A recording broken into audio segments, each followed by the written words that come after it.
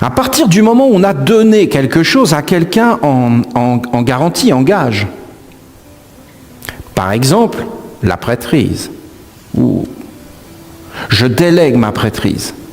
Il y a un prêtre pour une paroisse, d'accord ? Mais je lui ai délégué. Le prêtre lui-même est avec toute une hiérarchie, mais on l'a délégué. Ça appartient à Dieu. Et on est tous les gardiens de Dieu. Et nous, on fait autre chose.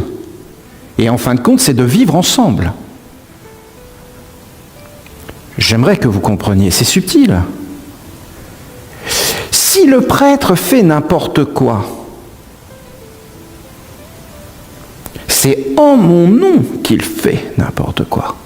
Parce que c'est moi qui l'ai mis là. Si le médecin fait n'importe quoi, après je vais aller me plaindre dans les tribunaux. Mais mon ami, mais tu ne dois jamais abdiquer ton être, ta conscience, ton intelligence, ta lucidité. Alors on peut s'en remettre à personne dans le monde. Si, on peut s'en remettre à Dieu, à soi, à sa conscience. Déjà, s'il n'y a pas de conscience, s'il n'y a pas de bonne éducation, c'est que déjà tu as délégué l'éducation. C'est très très dangereux le moment où on perd le contrôle d'un gouvernement qui est soi-disant élu, mais qui n'en fait plus qu'à sa tête. Et des gens qui sont complètement abrutis, inconscients, et qui laissent les êtres faire n'importe quoi et qui délèguent. Il n'y a plus aucun contrôle. Non. Et c'est ça la difficulté d'un grand nombre. On ne peut pas gouverner un grand nombre, il faut gouverner des partis et ces choses. Et les êtres doivent être conscients. Alors on délègue notre conscience. Délègue notre conscience. On délègue notre argent. C'est-à-dire qu'on met notre argent dans une banque, elle ne nous appartient plus. On l'a donné, on ne l'a pas dans la poche. On doit demander l'autorisation pour la récupérer. Et quand tu es chrétien, on te baptise. Et quand tu es baptisé, on dit des paroles très surprenantes. Parce que ce baptême, c'est le baptême essénien. Les chrétiens ne l'ont pas inventé. C'était là avant eux. Vous avez des scènes en Égypte où vous voyez le baptême.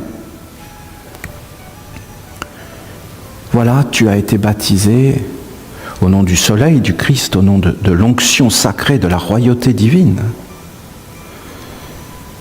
Prêtre et roi. Quand tu es baptisé, tu es déclaré prêtre et roi dans l'ordre de Melchizedek. Alors tu es un prêtre et tu es un roi et tu vas déléguer ta prêtrise à un prêtre et tu vas déléguer ta royauté à un roi. Et l'ordre de Melchizedek, c'est la justice et la paix. Oui, mais voilà, alors il y a des boulangers, alors il y a des instituteurs, alors il y a des médecins. Mais en vérité, qui est le médecin? C'est toi. Il n'y a pas d'autre médecin que toi. Il n'y a pas d'autre boulanger, il n'y a pas d'autre père que d'autres mères, que d'autres fils, que d'autres filles, grand-père, grand-mère que toi. Et toi, et en étant, tu es l'ensemble. Tu es toujours avec l'ensemble et le bien commun. Et ce que tu fais a toujours une répercussion sur l'ensemble. Voilà, ça c'est une vision essénienne. Alors, bon, d'accord Olivier, donc je suis le médecin. Oui, il n'y a pas d'autre médecin que toi. C'est d'ailleurs pour ça que beaucoup de gens ne sont pas contents de la médecine. C'est pas qu'ils n'ont pas à être contents de la médecine ou mécontents, c'est qu'ils ont oublié qu'ils étaient le médecin. Parce que si tu te rappelles que tu es le médecin, alors tu ne laisses pas la médecine faire n'importe quoi. Tu ne t'en remets pas entièrement. En fin de compte, tu as délégué, parce qu'on ne peut pas tout faire. Alors tu as délégué ton corps de médecine à un médecin. Et c'est lui qui est responsable de ta santé, en partie, parce que tu l'as délégué. Et c'est juste de faire comme ça. De même, on ne peut pas faire le pain tous.